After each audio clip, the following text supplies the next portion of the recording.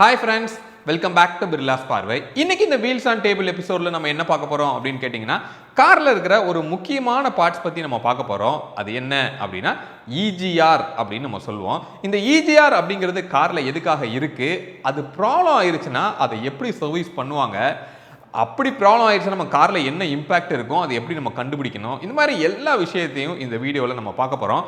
அப்போ டேபிள்ல உட்கார்ந்து எப்படி சரி பண்ணுவாங்கங்கிறத எப்படி நம்ம பார்க்க முடியும் அப்படின்னு கேட்டிங்கன்னா கண்டிப்பாக நடுவில் நம்ம என்ன பண்ண போகிறோம், வெளியில் போயிட்டு மறுபடியும் ஸ்டுடியோக்குள்ளே வர போகிறோம். அதனால் வீடியோவை ஸ்கிப் பண்ணாமல் ஃபுல்லாக பாருங்கள். கண்டிப்பாக ரொம்பவே இன்ட்ரெஸ்டிங்காகவும் இருக்கும், உங்களுக்கு யூஸ்ஃபுல்லாகவும் கண்டிப்பாக உங்களுக்கு இருக்கும். ஸோ ஃபஸ்ட்டு அந்த EGR அப்படின்னா என்ன அப்படின்னு கேட்டிங்கன்னா எக்ஸாஸ்ட் கேஸ் ரீசர்க்குலேஷன் அப்படின்னு நம்ம சொல்லுவோம். அப்போ எக்ஸாஸ்ட் கேஸ்னா என்ன அப்படின்னா நம்ம கார்ல இருந்து வெளியே வர்ற புகையை தான் வந்து நம்ம என்ன சொல்கிறோம், எக்ஸாஸ்ட் கேஸ் அப்படின்னு நம்ம சொல்கிறோம். அப்போ அந்த எக்ஸாஸ்ட் கேஸ் எப்படி வருது அப்படின்னு கேட்டிங்கன்னா காரில் இன்ஜின் அப்படின்னு ஒன்று இருக்குது, அதில் உள்ளே என்ன நடக்குது கேட்டிங்கன்னா ஃபயரிங் தான் நடக்கும். அப்போ பிஸ்டன் மேலே கீழே ஏறி இறங்குது இல்லையா, அது வந்து அந்த ஃபயரிங்னால ப்ரொடியூஸ் ஆகிற எனர்ஜினால தான் பிஸ்டன் மேலே கீழே ஏறி இறங்குது. அப்போ உள்ளே அந்த எரிஞ்சு முடிஞ்ச அந்த ஃபியூவலில் புகை வந்து கண்டிப்பாக வெளியில் வந்து தான் ஆகணும். அப்போது வெளியில் வர்றதை அப்படியே நம்ம அட்மாஸ்பியரில் விட்டுட்டோம் அப்படின்னா அந்த கார்பன் கண்டென்ட் வந்து அதிகமாக இருக்கும்போது அட்மாஸ்பியரை அதிகமாக வந்து அது மாசுபடுத்தும் அப்படின்னு சொல்லி தான் இந்த EGR அப்படின்னு ஒன்றே வந்து உள்ளே கொண்டு வந்தாங்க. அப்போ இந்த EGRோட ஒர்க் என்ன அப்படின்னு கேட்டிங்கன்னா உள்ளே எரிஞ்சு முடிஞ்ச அந்த புகையில் இருக்கிற நாக்ஸ் அப்படின்னு சொல்லுவோம், அதாவது NOx. ஸோ அதை வந்து குவான்டிட்டியை கம்மி பண்ணுறதுக்காக தான் இந்த EGR அப்படிங்கிறது ஒன்று இருக்குது. அப்போ இது எப்படி ரீசர்க்குலேட் பண்ணுறோம் அப்படின்னு கேட்டிங்கன்னா வெளியில் எரிஞ்சு வர்றதில் அன்பர்ன்டு அந்த ஏரை மட்டும் அது என்ன பண்ணும் அப்படின்னா கண்டுபிடிக்கும். எப்படின்னா O2 சென்சார் அப்படின்னு சொல்லி நம்ம காரில் ஒன்று இருக்குது, அது வெளியில் வர்ற புகையை சென்ஸ் பண்ணி அன்பர்ன்டு ஃபியூவலில் மட்டும், அதாவது அந்த புகையை மட்டும் என்ன பண்ணுன்னா இந்த EGR வந்து திருப்பி ரீடைரக்ட் பண்ணி இன்ஜின் ஹெட்டுக்குள்ளே வந்து உங்களுக்கு அனுப்பும். மீதி புகை மட்டும்தான் வெளியில் வந்து நமக்கு சைலன்சர் வழியாக வெளியில் வரும். அப்போது இந்த வால்வு வந்து எப்போ ஓப்பன் ஆகணும், எப்போ க்ளோஸ் ஆகணும், எவ்வளோ ஓப்பன் ஆகணும் அப்படிங்கிறத அந்த O2 சென்சார் வந்து நம்ம காரில் இருக்கிற ECM வந்து மூலமாக கனெக்ட் பண்ணி இதை வந்து டிரைவ் பண்ணுது. ஓகே, இந்த EGR அப்படிங்கிறது எந்த மாதிரி கார்ஸில் இருக்கும் அப்படின்னு கேட்டிங்கன்னா டீசல் கார்ஸில் இருக்கும். இன்னொன்று முக்கியமாக சொல்லணும் அப்படின்னா டர்போ எந்தெந்த காரில் இருக்கோ அதில் வந்து இந்த EGR அப்படிங்கிற விஷயம் வந்து இருக்கும். அப்போ டர்போங்கிறது இப்போ ரீசெண்டாக பெட்ரோல் கார்ஸ்லையுமே வந்து நமக்கு டர்போ நிறையா வர்றது நம்ம பார்க்குறோம். அந்த பெட்ரோல் கார்லேயும் இந்த EGR அப்படிங்கிற விஷயம் வந்து உங்களுக்கு இருக்கும். ஸோ இதுதான் EGRோட ஒர்க் அப்படின்னு நம்ம சொல்லலாம். அப்போ இந்த EGR காரில் நம்ம எடுத்து விட்டுட்டு நம்மளால் ஓட்ட முடியுமா, கார் ஓடுமா அப்படின்னு கேட்டிங்கன்னா கண்டிப்பாக ஓடும். பட் வெளியில் வந்து உங்களுக்கு மாசு வெளியில் வரும்போது கண்டிப்பாக அது நமக்கே வந்து ஒரு பெரிய ஹார்ம்ஃபுல்லாக வந்து உங்களுக்கு இருக்கும். அப்போ இது எப்படி ஐடென்டிஃபை பண்ணுறது, இந்த EGR வந்து ப்ராப்ளம் ஆயிடுச்சு அப்படிங்கிறது எப்படி ஐடென்டிஃபை பண்ணுறது அப்படின்னு கேட்டிங்கன்னா ரொம்ப அதிகமாக புகை வந்து உங்களுக்கு வரும்.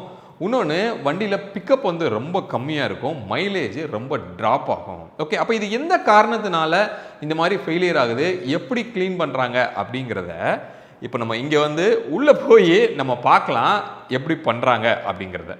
ஃப்ரெண்ட்ஸ், இப்போது இந்த EGRோட ஒரு ஃபுல் டெமோ பார்க்குறதுக்கு முன்னாடி இப்போ இந்த காரில், அதாவது நம்மக்கிட்ட இருக்கிறது மாருதி சுசுக்கியோட டிசையர் டீசல் வேரியண்ட் தான் நம்ம கூட இருக்குது. இதில் ஒரு டர்போ ஒர்க் வந்து நடந்திருக்கு. ஆக்சுவலாக இது நம்ம நண்பரோட ஒரு கார் தான்.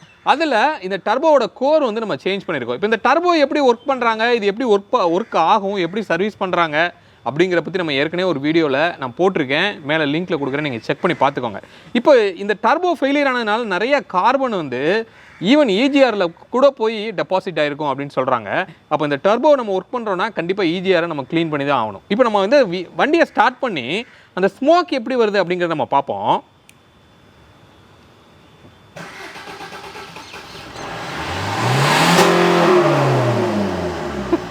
ஸோ கொஞ்சம் அந்த கருப்பாக நமக்கு புகை வந்தது நமக்கு தெரிஞ்சது.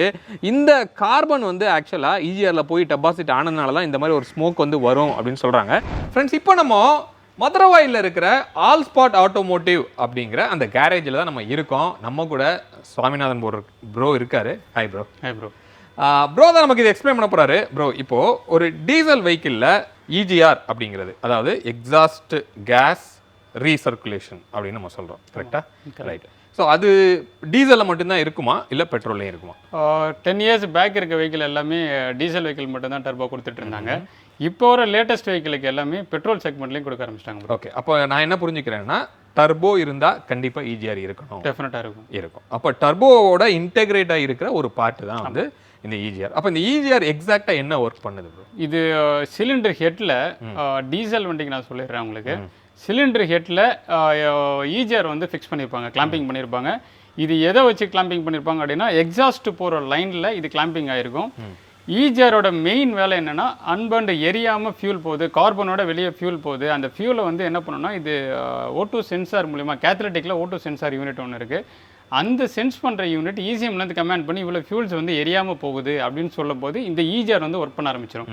என்ன பண்ண ஆரம்பிக்கும் அப்படின்னா எக்ஸாஸ்ட் சைலன்சர் பைப்லேருந்து ஓப்பன் ஆகிறத ஹெட்டுக்குள்ளேருந்து வெளியே எக்ஸாஸ்டில் வால்வ் வழியாக ஓப்பன் ஆகிற கேஸை இது சக் பண்ணி அகெயின் வந்து இது சக் பண்ணுற ஏர் வந்து எக்ஸாஸ்ட் ஆகி ஆல்ரெடி எரிஞ்சிருச்சுன்னா அது ஹீட்டாக இருக்கும் ஏர் வந்து. இந்த EGR சிஸ்டம் என்ன பண்ணுது அப்படின்னா இதுக்குள்ளே எடுத்துகிட்டு போயிட்டு அதுக்குள்ளே ஹனிகோம் மாதிரி கோர்ஸ் இருக்கும். அந்த கோர்ஸ் வழியாக ட்ராவல் பண்ணி அதோட வேவ் லென்த் ஸ்பீடை கம்மி பண்ணும்போது அதுக்குள்ளே கூலண்ட்டோட வாட்டர் சர்க்குலேஷன் தராங்க.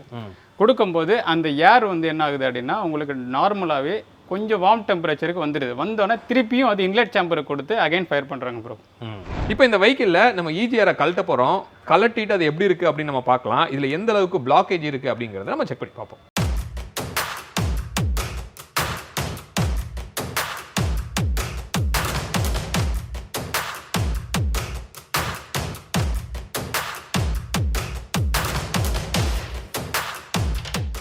இப்போ இந்த வண்டியிலேருந்து EGR யூனிட்டை கழட்டியாச்சு. எக்ஸாஸ்ட் கேஸ் ரீசர்க்குலேஷன் அப்படின்ற யூனிட் இது என்ன பண்ணுது அப்படின்னா உங்களுக்கு ஹெட்டோட பாட்டில் வந்து இது ஃபிக்ஸ் ஆகிருக்கும்.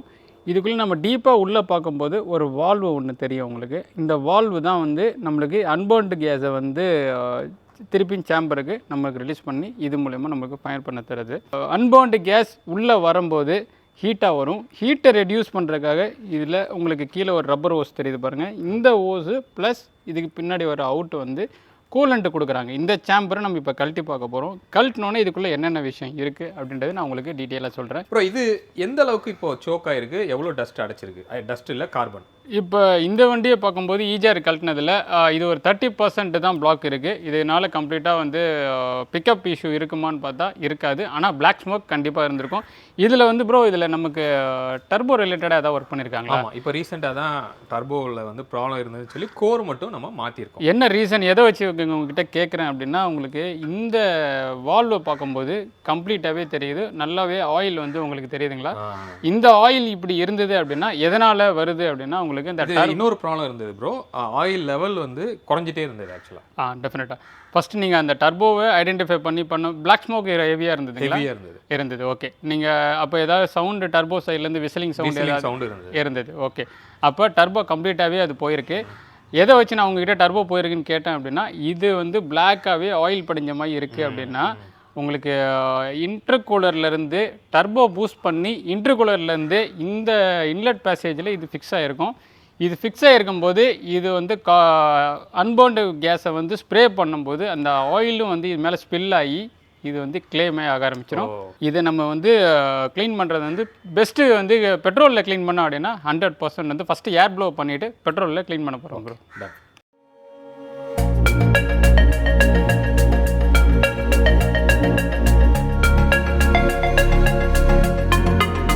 எக்ஸாஸ்ட் கேஸ் ரீசர்க்குலேஷனுக்கு மெயினாக வந்து இந்த வால்வு தான் வந்து நம்மளுக்கு ECMலேருந்து கமாண்ட் கொடுத்து ஆப்ரேட் ஆகிறது. இதில் பார்த்தீங்கன்னா தெரியுதுங்களா, இந்த வால்வு இதுதான் வால்வு. ஆக்சுவலாக இதுலேருந்து எலக்ட்ரிக்கல் வோல்டேஜ் கொடுத்தோன்னே உள்ளுக்குள்ளே இந்த வால்வோட பிஸ்டன் ஸ்டெம்மு தெரியுதுங்களா, இந்த வால்வு என்ன பண்ணோம் அப்படின்னா ஜஸ்ட்டு புஷ் பண்ணி இந்த வால்வை வந்து நம்ம வெளியே வரும். வெளியே வரும்போது எந்த அளவுக்கு ஏர் உள்ளே போகணும் அப்படின்றத இந்த வால்வு தான் சென்ஸ் பண்ணுது. இப்போ இந்த இதில் பார்க்கும்போது உங்களுக்கு நல்லாவே தெரியுது ஃபுல்லாகவே டெபாசிட் ஆகிருக்கு.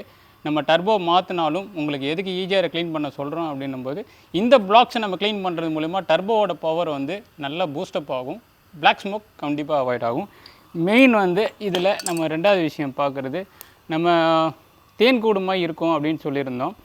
இந்த இதில் பார்த்திங்களா ஒரு பிளாக்ஸ்லுமே இதுமாதிரி ஸ்போக்ஸ் கொடுத்து நம்ம அந்த உள்ளுக்குள்ளே இருக்க கார்பனை க்ளீன் பண்ணணும். க்ளீன் பண்ணும்போது நல்லா தட்டுது தெரியுதுங்களா, இதை வருங்க நல்லா தட்டுது. கொட்டும்போது எவ்வளோ வந்து கொட்டுது பாருங்கள். இப்போ ஃபுல்லாகவே இதை ஏர் அடிச்சுட்டு நம்ம இதை பெட்ரோல் வாஷ் பண்ண போகிறோம்.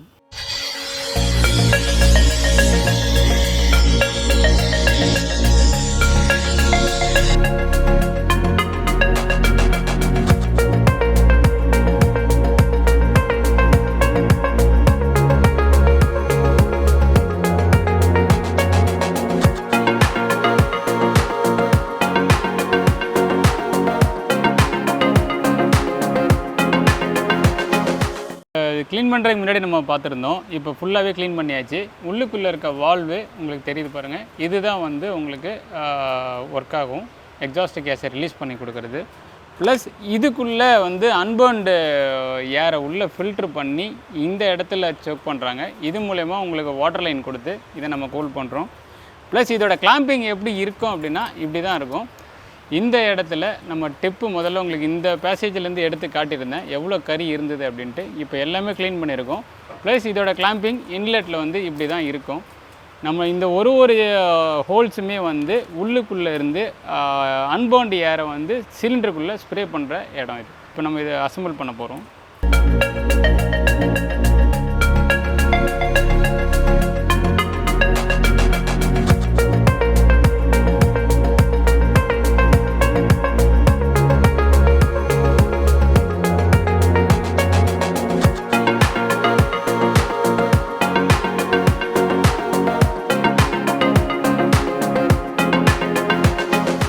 ஃப்ரெண்ட்ஸ், இப்போ அந்த EGR க்ளீன் பண்ணதை நம்ம கம்ப்ளீட்டாக ரீஃபிக்ஸ் பண்ணியாச்சு.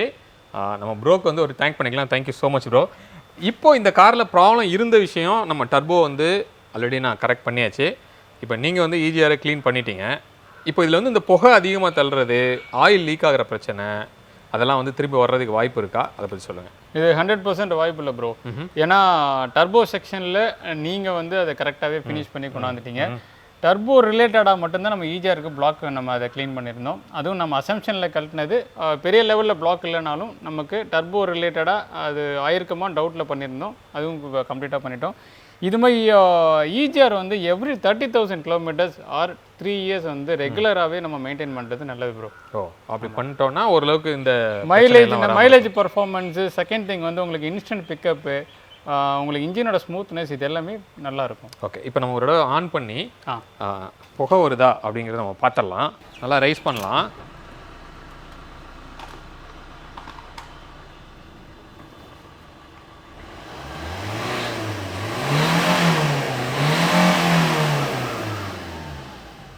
ஸோ தரையில் இருக்கிற மண்ணு தான் பறக்குதே தவிர அந்த பிளாக் ஸ்மோக் வந்து நல்லாவே வந்து நமக்கு இப்போ அரெஸ்ட் ஆகிருக்கு, நமக்கு தெரியுது. ஏன்னா ஸ்டார்டிங் கண்டிஷனில் நான் டர்போ ஒர்க் பண்ணதுக்கு அப்புறமுமே பயங்கரமாக பிளாக் ஸ்மோக் வந்துருந்தது. அது கம்ப்ளீட்டாக அரெஸ்ட் ஆகிடுச்சு. ஹோப் இப்போ உங்களுக்கு வந்து புரிஞ்சிருக்கும் அப்படின்னு நான் நினைக்கிறேன். கம்ப்ளீட் டெமோ வந்து நீங்கள் பார்த்துருப்பீங்க. இந்த EGR வந்து எப்படி க்ளீன் பண்ணாங்க, எப்படி கலட்டினாங்க, உள்ளே என்ன மாதிரி விஷயம் இருந்தது, க்ளீன் பண்ணதுக்கப்புறம் என்ன இம்பேக்ட் இருந்தது, எல்லாமே வந்து க்ளீனாக உங்களுக்கு புரிஞ்சிருக்கும் அப்படின்னு சொல்லி நான் நம்புகிறேன். மீண்டும் அடுத்து வேற ஒரு வீடியோவில் வேற ஒரு வீல்ஸ் ஆன் டேபிள் எபிசோடோட உங்களை வந்து நான் சந்திக்கிறேன். அது வரைக்கும் உங்களிடமிருந்து விடைபெறுவது உங்கள் பிர்லா. பாய்.